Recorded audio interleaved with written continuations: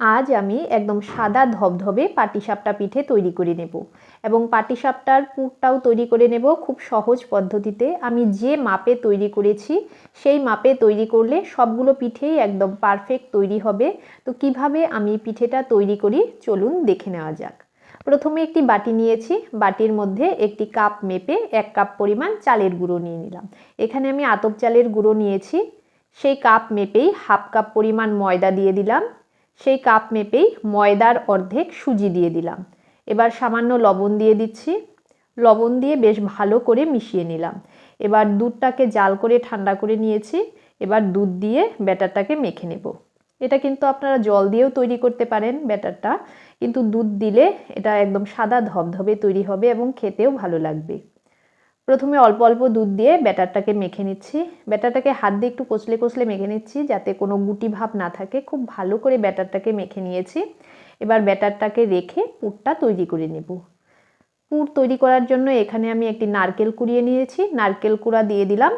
নারকেল কুড়া দিয়ে এবার গুড় দিয়ে দেব। এখানে আপনারা গুড়ের পরিবর্তে কিন্তু চিনিও দিতে পারেন। আমি পুরটা নারকেল দিয়ে তৈরি করছি, আপনারা দুধের ক্ষীরা করেও তৈরি করতে পারেন। এবার নারকেল আর গুড় বেশ ভালো করে এভাবে নেড়ে চেড়ে মিশিয়ে নেব। দেখবেন নাড়তে নাড়তে গুড়টা একদম কিন্তু নারকেলের সঙ্গে মিশে যাচ্ছে।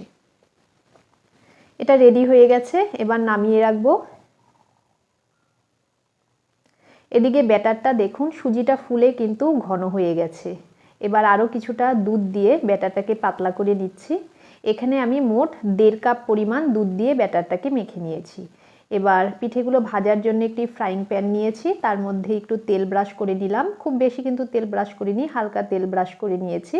এবার একটি হাতার সাহায্যে কিছুটা ব্যাটার দিয়ে দিলাম। এবার প্যানটাকে ধরে একটু নাড়িয়ে দিচ্ছি।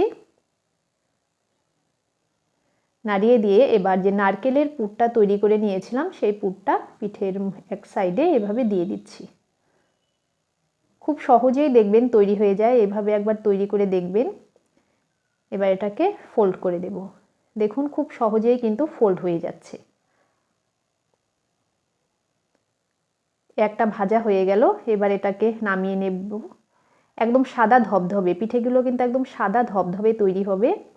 এটাকে নামিয়ে রাখছি। একইভাবে আরেকটাকে ভেজে নেব। আরও কিছুটা পরিমাণ তেল ব্রাশ করে নিচ্ছি প্যানের মধ্যে। তেল ব্রাশ করে নেওয়ার পর হাতার সাহায্যে কিছুটা ব্যাটার দিয়ে ঘুরিয়ে নেব। এই মাপে তৈরি করে দেখবেন সকলেই কিন্তু তৈরি করতে পারবেন এবং খেতে তো নরম হয়ই, খেতে খুবই ভালো হয়। আরও কিছুটা পুর এক সাইডে দিয়ে দিলাম, এবার এটাকে ফোল্ড করে নেব। অনেক সময় পিঠেগুলো ভাজার সময় দেখবেন ভেঙে যায়, কিন্তু এভাবে যদি তৈরি করেন তাহলে কিন্তু একটা পিঠেও ভাঙবে না, একদম সবগুলো পিঠেই একদম পারফেক্ট তৈরি হবে। সবগুলো পিঠে তৈরি হয়ে গেছে, দেখুন খুব সুন্দর হয়েছে, একদম সাদা ধবধবে আর খুবই কিন্তু নরম হয়েছে। খেতে তো অসাধারণ লাগবে, একবার এভাবে তৈরি করে খেয়ে দেখবেন। তবে আজকে আমি রেসিপিটিকে এখানেই শেষ করব। যদি আমার চ্যানেলে নতুন বন্ধু হয়ে থাকেন তবে প্লিজ সাবস্ক্রাইব করে নেবেন। ধন্যবাদ।